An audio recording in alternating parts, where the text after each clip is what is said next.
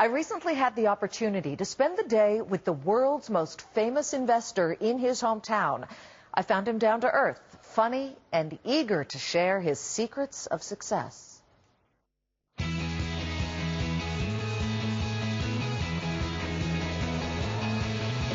To understand how Warren Buffett has gotten so rich, $41 billion according to recent estimates, it helps to look back to his childhood days in Omaha. This is the store right up here. Oh, okay. Yeah, we can park right in front. Okay. Back to his grandfather's grocery store. This store Right here? was in the Buffett family until 1969, when my uncle finally retired. Went back to my great-grandfather, starting in 1869. So we lasted 100 years, not always at this location. This was the last 50 years or so. And we had a credit and delivery store. And my grandfather told me that the people who didn't pay their bills on time, and we got appropriately unhappy about them, and I would go out on delivery trucks, and it was quite an education. So you worked. I worked. You worked hard. The building, restored to look the way it did a century ago, is the place where a young Warren makes his first small steps toward big financial freedom. What was your first business?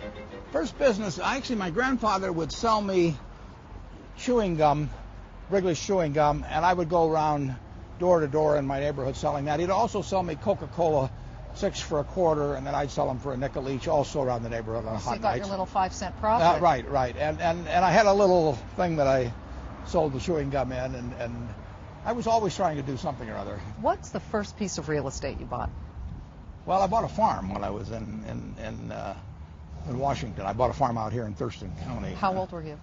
I think I was about 14. 14? Yeah, I had a 40-acre farm, yeah. Where'd you get the money? From paper routes. And you saved the money? Yeah. But I got kind of bored with the farm. I mean, once a year, the guy'd tell me we sold so many bushels of oats, and that was it, you know. Not as much fun as stocks. What was the first stock you bought? First stock was City Service Preferred Stock. How old were you? I was 11. You bought a stock at age 11? Yeah, I don't know why I wasted that time beforehand. I got started late.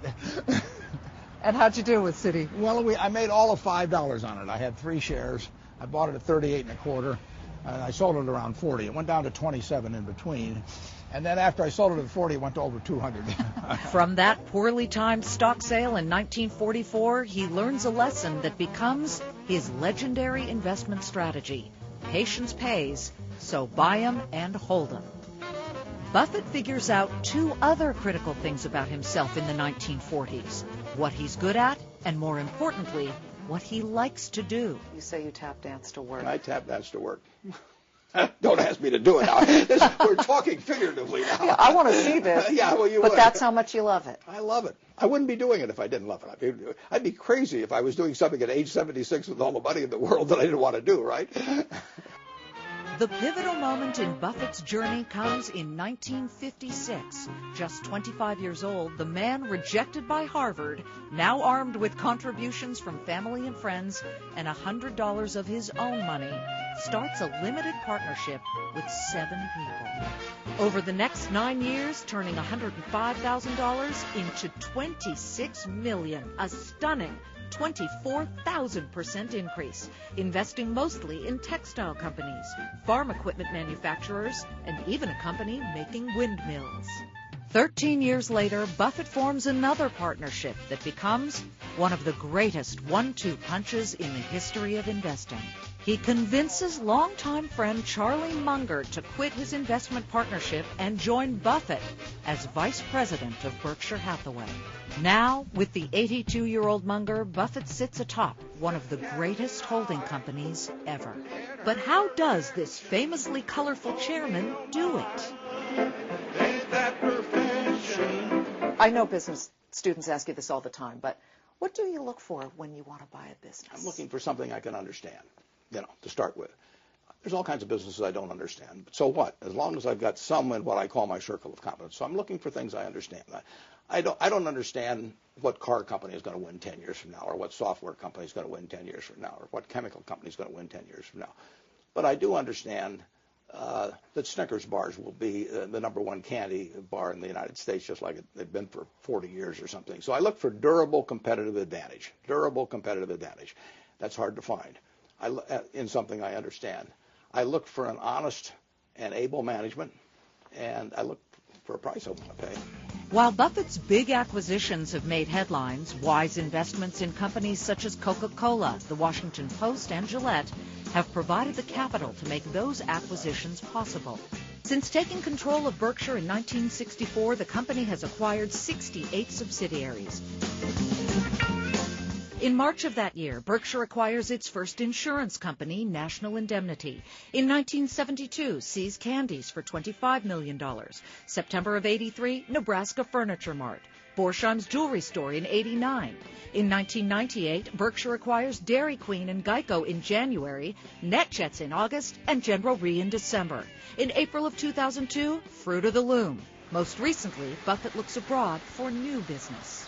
You just had a great adventure recently. You bought 80% of Iskar, the Israeli metalworks company. What was it that put that company on your radar? How did you find out about it? I got a letter just about a year ago right now, in October last year. I got a 1.25-page letter from a fellow I'd never heard of about a company I'd never heard of. But in that page and a quarter, it just leapt off the page that this was the kind of person I wanted to do business with, and it was the kind of business we wanted to own. So he said in that letter, he said, if you're at all interested, he said, we only want to do business with Berkshire. We're not sure we can, but you're the only company we'd like to join. And he said he'd come over and see me. So he did come over and see me, and he sat in this room, and we made a deal. That's it? That's it. I never saw the company. And, now I've been over there. You bought it without seeing it? I bought it without seeing it, right. But we do that frequently. How do you do it frequently when you're notoriously careful about all your investments? Well, I have to size up the business, but I mean, but that's a background of being in stocks. I mean, if you put your whole net worth in stocks when you're 20 or 21, you don't know you haven't been there to visit the businesses. You're really analyzing their financials. You're trying to assess whether they have durable competitive advantage. You're trying to assess the quality of the management, the integrity of the management, and then you're trying to figure out whether you buy it at a reasonable price. And that's all we do. So you don't hire an army of Wall Street hotshots to pour through reports and finances? I don't think there is an army, actually, of hotshots, but there are an army of people who think they're hotshots. And we don't hire anybody, no. You don't talk like a lot of CEOs talk, or at least you don't act that way. A lot of CEOs might say that, but then they run their companies like they're the owners. What do you think when you read about that and you see CEOs? Well, I've commented a few times on that, but Berkshire actually evolved out of a partnership. I had a partnership back in the 1960s that bought control of Berkshire. A lot of those people still own shares of Berkshire. These people are partners, and I try to communicate with them in that manner. I try to act as if they're my partners, and I'm the managing partner because I got a lot of stocks. But if you were starting a business, you would want people who are in sync with you. I mean, it'd be crazy to go out and get a bunch of people who had different objectives. So we want to create a community of people who have the same time horizons, who have the same objectives, who measure us the same way, and that's hard to do with a public stock because anybody can buy it. But over time, by certain policies, certain communications, by not splitting the stock, we've really got a bunch of people who look at themselves as owners.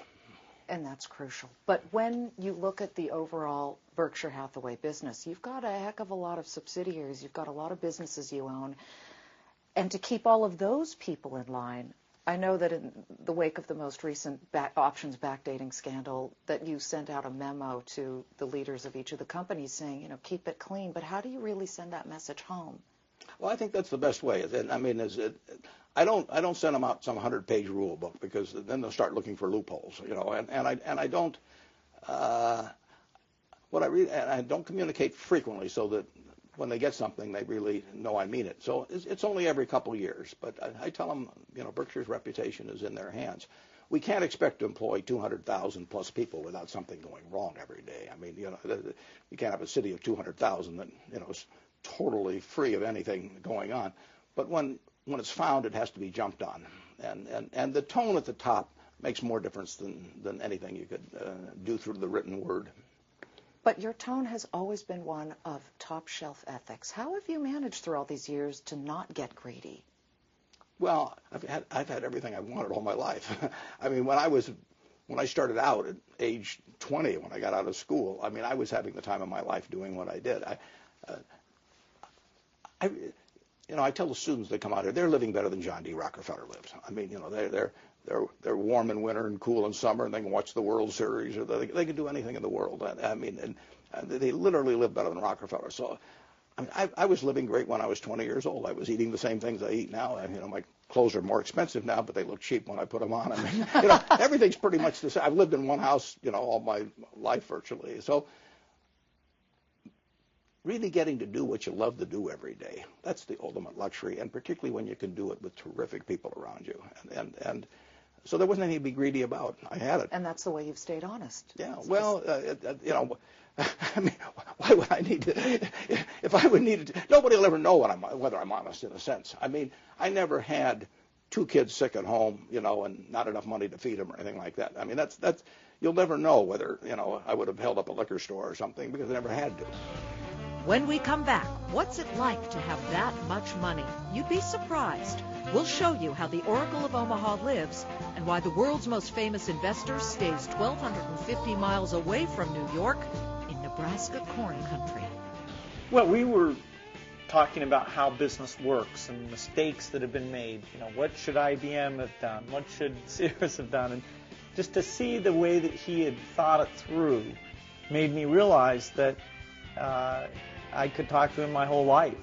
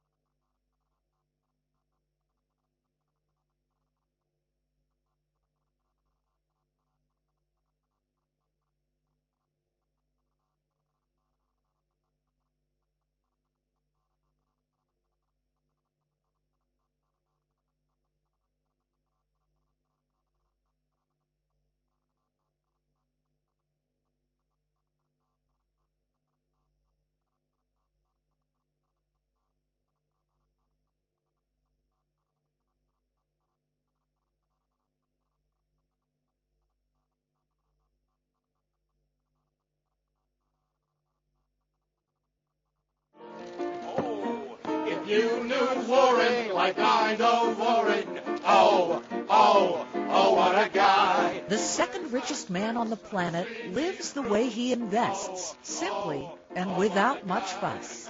No entourage, no cell phone in his pocket, no computer on his desk. When he's hungry, it's burgers and fries and cherry Coke. He does choose the G4 instead of commercial, but then again, he basically owns NetJets, the country's biggest fractional jet ownership business. Buffett's life seems to mirror his deals. It's all transparent. What you see is what you get. You turned 76 in August. That's right, August 30th. Happy birthday. How do you feel? Got married on August 30th, too. That way I can remember my anniversary.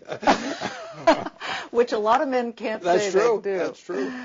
Congratulations. Thank you. Buffett married his longtime companion, Astrid Menks, at a low-key ceremony at his daughter Susan's house. It seems like a pivotal point in your life. Well, a lot of things happened to me over the years. All been good. And you're well. Yeah, couldn't be better. Couldn't be better. Because I don't take care of myself, but why not? Well, I don't seem to need to. You know, why eat right if you could eat the kind of things I eat and feel good? You don't exercise? Well, I do. My doctor gave me a choice about 2 years ago. He said, either you eat better or you exercise. And I said, exercise. You took the lesser of the two evils. Yeah, the lesser right? of two evils, right. Because shareholders, whom you call owners, want you healthy. Well, I want to be healthy, too. And I'm amazingly healthy. Healthy and surprisingly down to earth, Buffett moves around freely, unencumbered by a security detail. He has a few guards with him during the annual shareholders meeting, but he says he doesn't feel the need to put himself in a cocoon. You did go to Israel. It's an investment in near a war zone. I saw the video. You're walking around.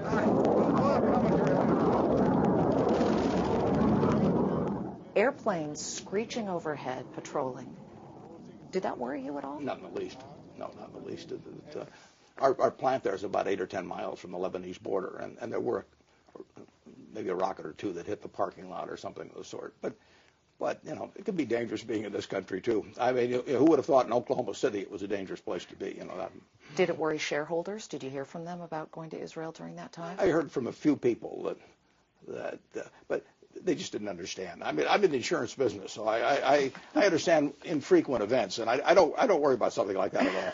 But some CEOs are trailed by security details. They don't want to go in an elevator with any other person. You're not like that. No, nobody's after me. You don't have those CEO quirks. No. It's no fun living that way, Liz. I mean, as a practical matter, I like the way I was living when I was in my 20s. I still like that way. I mean, I like to go home and put on a sweatsuit and do what I like to do. I go to practically no social functions in Omaha. I know what I enjoy. It doesn't tie in many ways. It doesn't tie in with how much money you spend. I mean, your standard of living is not equal to your cost of living. Here comes Omaha, right now.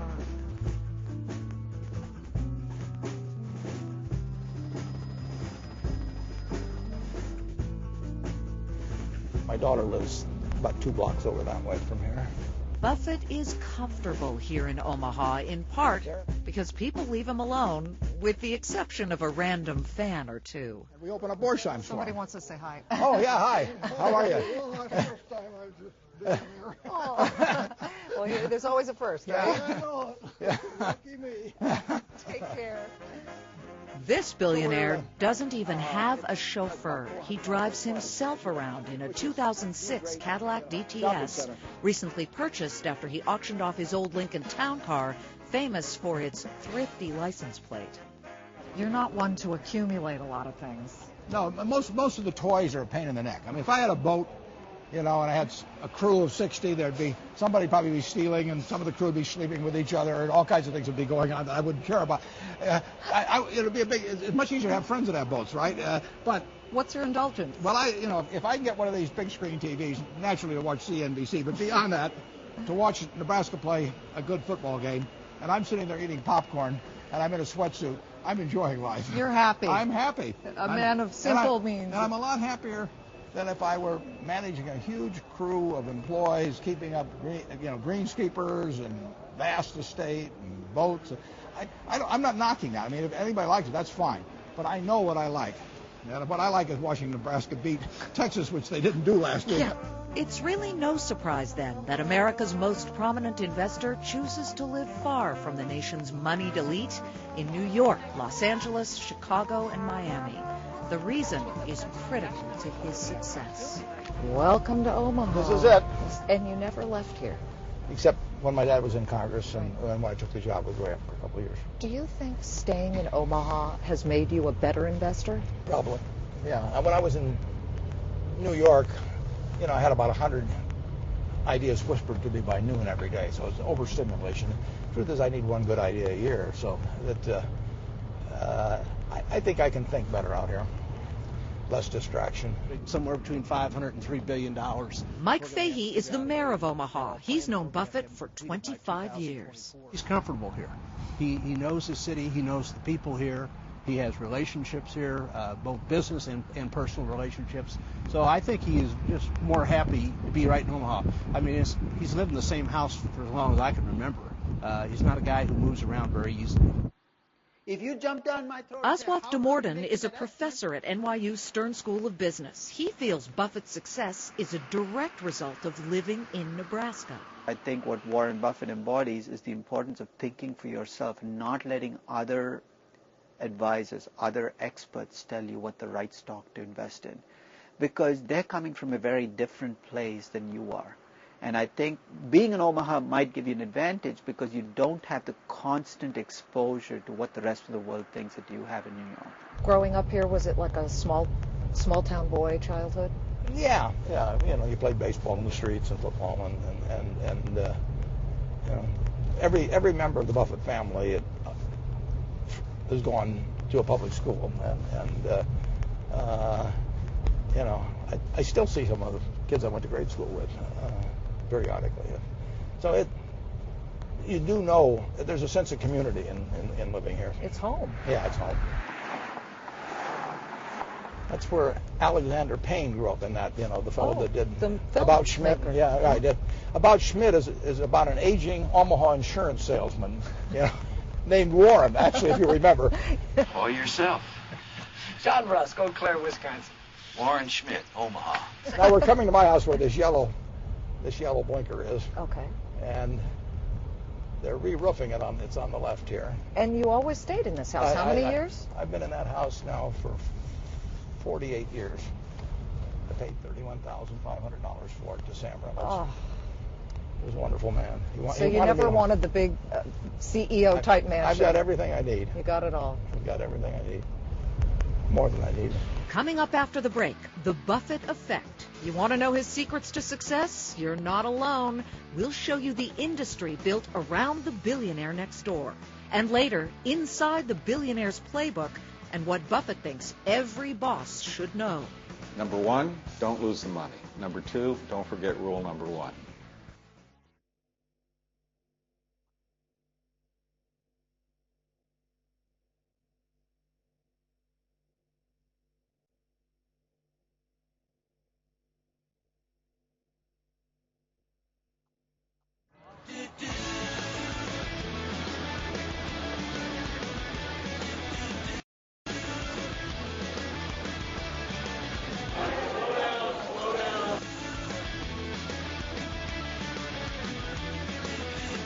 Every May, more than 25,000 people descend on Omaha to hear what Warren Buffett has to say. Well, thanks for coming. Dubbed Woodstock for capitalists, there is no better evidence of the cult of Buffett than the Berkshire Hathaway annual shareholders meeting. There's something symbolic about me being out of ball. Some go to learn how to be rich like Buffett. I think I learned more here than I do in school. For a whole semester, maybe a whole year. And others not lucky enough to win one of Buffett's many used items at auction, like his wallets, his car, or his ukulele.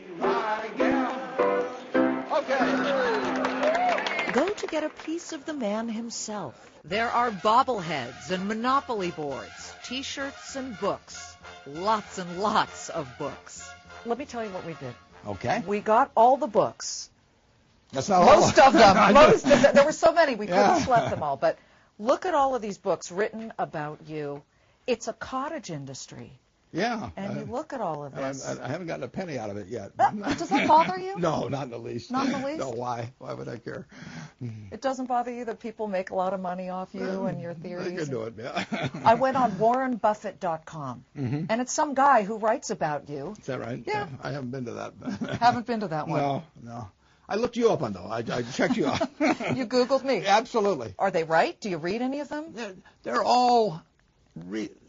I can't tell you about every one of them, but in general, they're very largely accurate. There's always some small mistakes in them. But, is your favorite? Do you have a favorite one? Well, the one I like the best is one by Larry Cunningham, where he puts together, he sort of rewrites my annual reports and puts them together by subject, and so that's really reflects my views on business and investments. That Larry Cunningham book, The Essays of Warren Buffett, Lessons for Corporate America, is required reading in a one-of-a-kind course taught at the University of Missouri's School of Business. The course is called Investment Strategies of Warren Buffett. It turns out Buffett is hot on campus, too. Businesses that he understands, managers he can trust, those kinds of things. The class, now in its 8th year, is the brainchild of Buffett's friend and Mizzou alum, Harvey Eisen. this course is a breakthrough in terms of reality meeting academics. I said, why don't we have a course like this? And the academics looked at me and sort of scratched their head and said, well, we don't. And I said, well, why don't we? And we got it done. Bruce Walker, Dean of the College of Business at Missouri, bought the idea. We want our students to be exposed to many different approaches to investing. I can't recall one time it doesn't. Putting theory into practice appeals to the course's professors. We don't have a class on behavioral finance. We don't have a course that specifically addresses governance. And these are two aspects to Warren Buffett's style that I think are very applicable. The Warren Buffett way translates into valuable and often untraditional lessons. It's not all about the numbers. Make sure to look at the management. The way he actually gets into the companies. Making smart investments, making researched investments, making sure that you understand and trust a company. While students say the course is successful in teaching Warren Buffett's investment methods, the real question is whether Buffett's stellar track record can be replicated. Andy Kern was a student in the course and now teaches it. Investing like Warren Buffett can be learned. The success that Warren Buffett has had, I'm not sure that can be learned, because there's something that Warren Buffett does that's special. And everybody on earth trying to figure that out together probably couldn't mimic what he does. Some of the things he likes. But that doesn't stop anyone from trying. I think it'd be awesome if I could. I'm not sure if it's possible, but I'm going to try. The course, fully funded by Buffett's friend Eisen, culminates in a visit to Omaha to meet the man himself.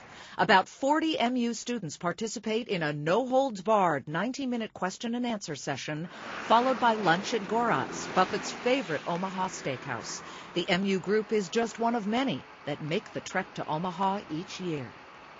It's his way of paying back to an educational system that gave him everything he has. In learning about Warren Buffett's investing techniques, students are also learning about Warren Buffett, the man. I think if there's anything that students can take out of the course, regardless of whether or not they learn to invest like Warren Buffett, they will learn that good business, ethical business, is smart business. Even though most of the students are not yet shareholders, Eisen takes a select few to the annual meeting each year in Omaha. Everybody goes to the shareholder meeting because it's an event. It's like Woodstock was in the 60s. The point is, all of that is nonsense. The reality is you can sit in a chair on your butt doing nothing and get 8 hours of wisdom from Warren Buffett and Charlie Munger. When you put this stuff on eBay, people spend $400,000, $500,000, $600,000 to have lunch with them. You can go for free. Free if you own a Class A share of Berkshire, currently more than $100,000 each, or a Class B share at $3,500, or if your parents do. Voice Rhymes was for my mom, and my father loves his stock.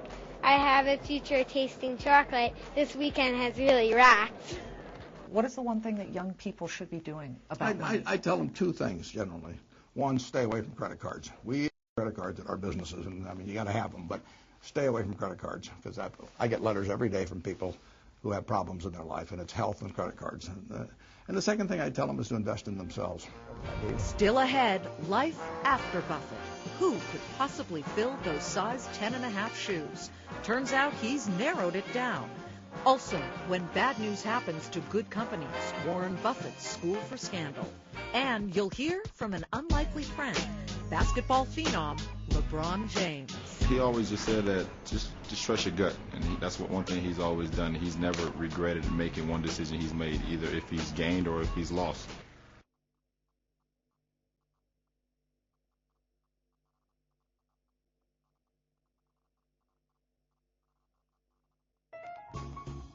The Buffett playbook is taught, analyzed, and written about, but it is best summed up like this. Number one, don't lose the money. Number two, don't forget rule number one. Number three, look for unique companies that are hard to replicate. He calls that a moat around the business. Number four, he talks about circle of competence, which means in simple English, do what you know. Everybody in the stock market knows about the economy, about the Federal Reserve, about international. Warren focuses on what he knows, and he's made enormous successes at that. I read 25 years of your annual reports. One of the things that struck me... We'll have a quiz here. I could probably answer the questions pretty well. One of the things that strikes me about your annual reports is that in almost all of them, at some point you say, we made a mistake or I made a mistake. I think in 1977 alone, 3 times you said we made mistakes. I probably made more than that in 1977. I'm probably hiding a few, but I believe in that. I mean, it isn't a report, is it? I mean, it's either a sales document or it's a report. If it's a report, it says what happened. If it's a sales document, you just list a whole bunch of claims and that sort of thing. But it's a report to your partners. The good, the bad, the ugly. Whatever. You're telling it. Yeah, and then they can judge me as to whether whether I've got the same standards in mind. I mean, if I think everything's rosy all the time, I might get, if I were you, I might get a little suspicious. Things haven't been all rosy for Buffett and Berkshire in the past. General Re, one of Berkshire's insurance companies, was caught up in the AIG insurance scandal just last year. 4 former General Re senior executives were indicted in Connecticut in an alleged scheme to inflate reserves on AIG books. And the move comes after the massive insurer admitted to an improper accounting of a deal with one of Warren Buffett's companies. While Buffett himself was called by the U.S. attorney to testify, he was never charged, and Berkshire Hathaway was ultimately cleared of any wrongdoing. In the early 90s, Buffett, on the board of Salomon Brothers and holding a $700 million investment in the company, became interim chairman after a bond trading scandal. In the 10 months he spent at the helm of Salomon, Buffett cleaned house, firing all involved in the mess, and he testified before Congress. Virtually all of these employees are hardworking, able, and honest. It's widely believed that he saved Salomon. One of Berkshire's latest moves takes the company into more turbulent water. Lloyd's of London, you say you're in the insurance business. You just made this investment in Lloyd's of London's asbestos liabilities. We wrote a policy that protects the former members of syndicates at Lloyd's against very adverse development of primarily, significantly asbestos liabilities in the future. But Mr. Buffett, who looks at asbestos liabilities and says, now that's a great business? This is a little nonconformist. Well, we insure things. I mean, we're the biggest insurer of really high risk type things around, and so you don't fear risk. No, I mean, it's going to happen occasionally. I mean, last year we lost over $3 billion in the hurricanes. This year has been a good year, but that's what insurance is about. It's about you transferring your risk to me in return for paying me something. Big storms did bring big losses in 2005, but Berkshire recently reported a $2.7 billion third quarter profit, up from $586 million, thanks largely to a light 2006 hurricane season. It's Buffett's willingness to take a hit and sticking to what he knows that makes him so successful.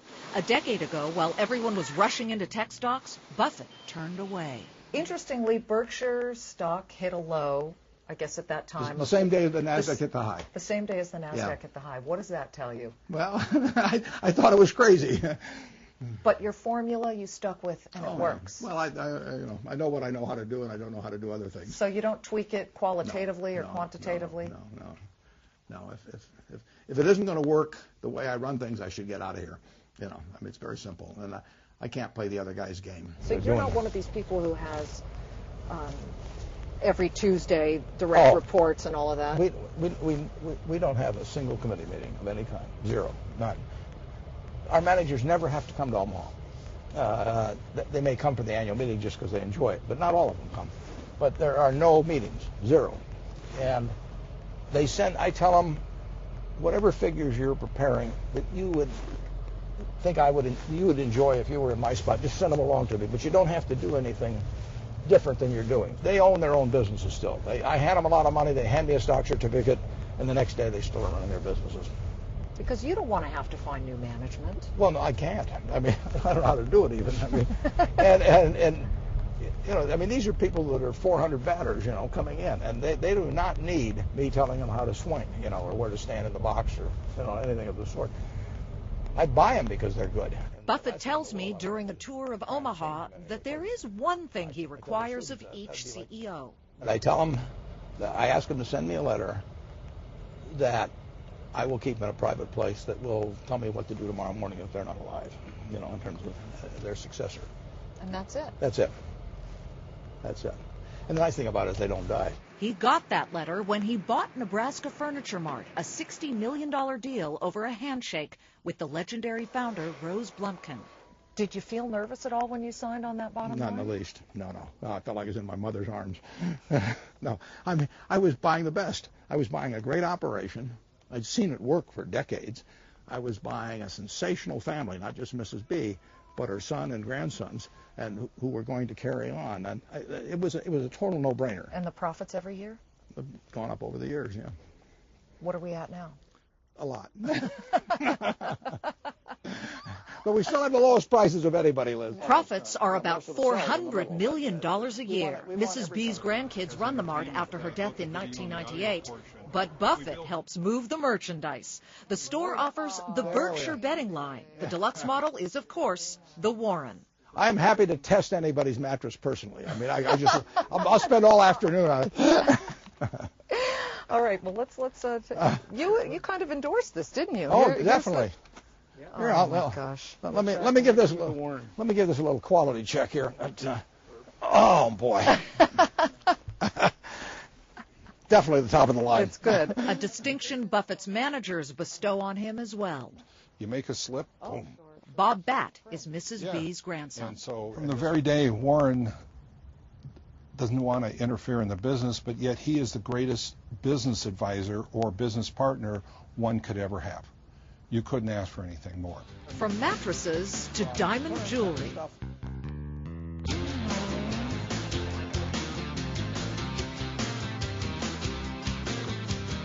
Oh, a bargain. $195,000. Susan Jocks runs Borsheim's, a Berkshire-owned jewelry store. What's it like doing business with the man, Mr. Buffett? It's a tremendous privilege, and to have him as a boss is you couldn't ask for a better boss in the world. Does he meddle? Come on. Never meddles. He gives me, I get a one-page letter with my goals at the beginning of the year, and we strive hard to achieve those each and every year for him. But it's remarkable having the ability to work with and communicate and learn from Warren Buffett. He was telling me that he does not have meetings with the CEOs, meetings with the heads of the businesses. That's highly unusual. Highly unusual. But you know what? We get our goals, and Warren is very much hands-off, but available if you ever need him. So if I have a question or I have an issue or something I need to run by him, he's a phone call away. What's the number one thing you've learned from doing business with Warren Buffett? Ethics. I think, it's such a privilege to work for somebody with tremendous ethics, with such trustworthiness and honesty, and to always incorporate that in everything that you do in life. It's remarkable, it's wonderful, and it's a great, great way to live your life. When we come back, the surprising way the billionaire next door would like to be remembered. Also, what does the only man with more money than Buffett think of him? We'll ask Bill Gates and his wife Melinda. I was fascinated by the way that he thought, and immediately I started learning from him, and I intended to only stay a short period, but ended up staying all day, and you could almost say falling in love with Warren.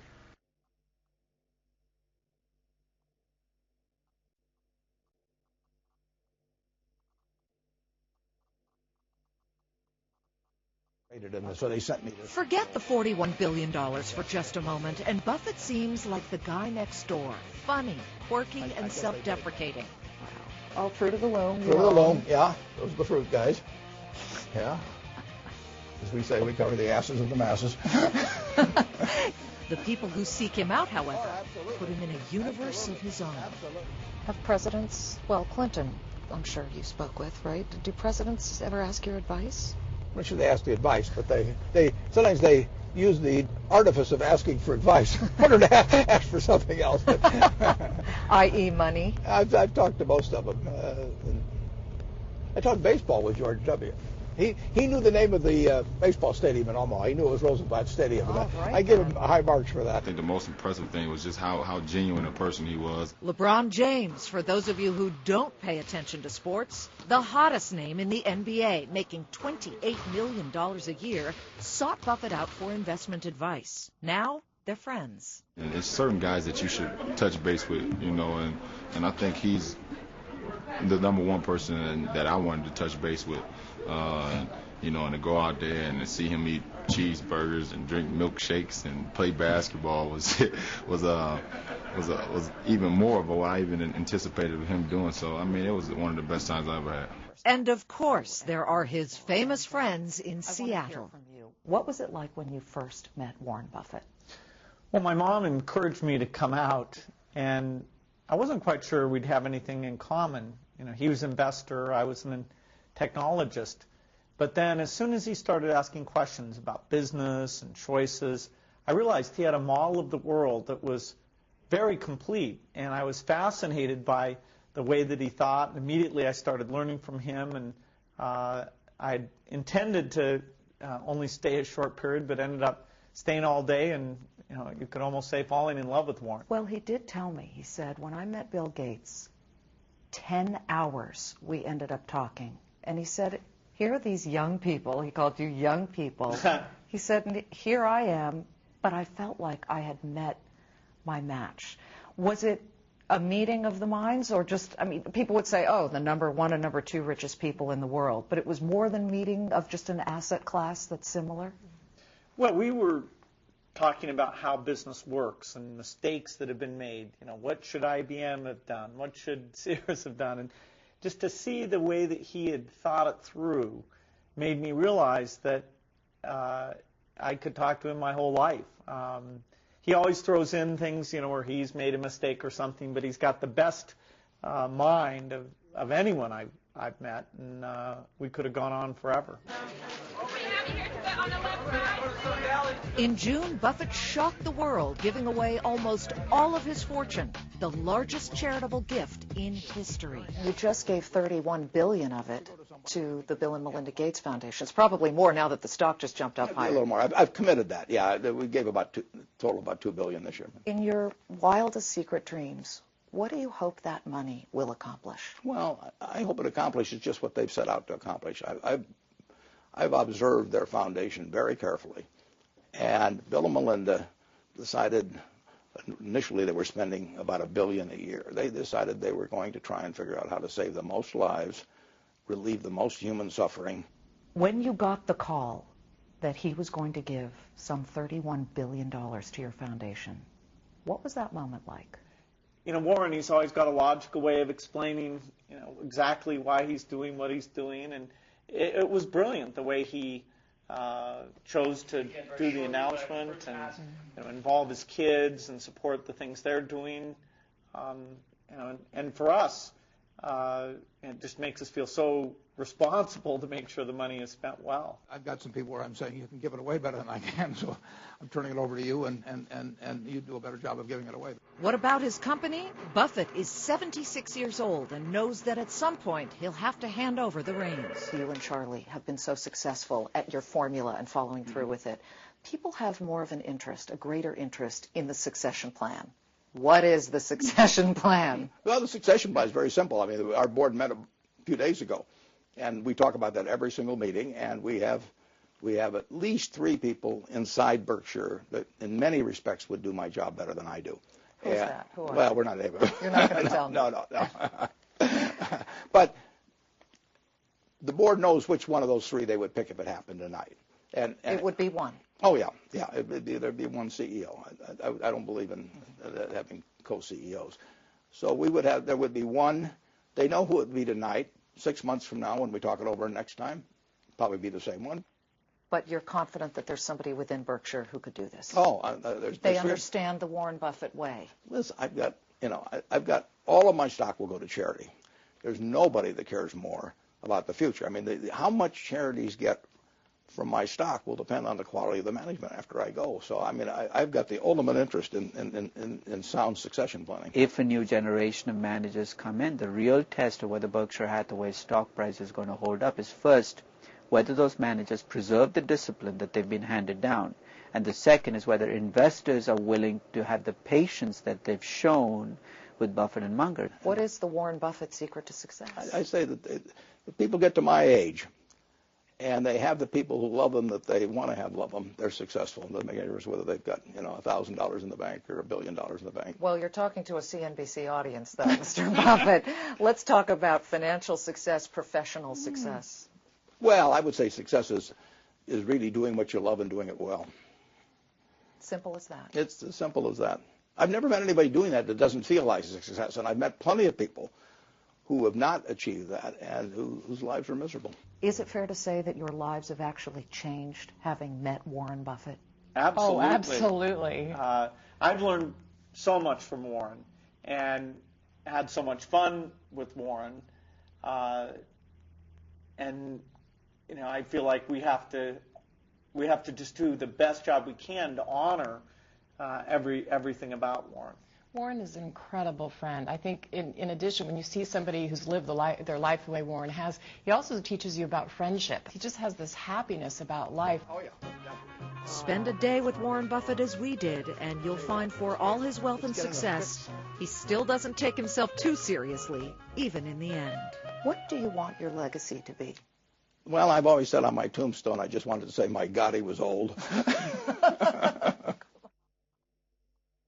Warren Buffett, the billionaire next door. For all of us here at CNBC, thanks for watching.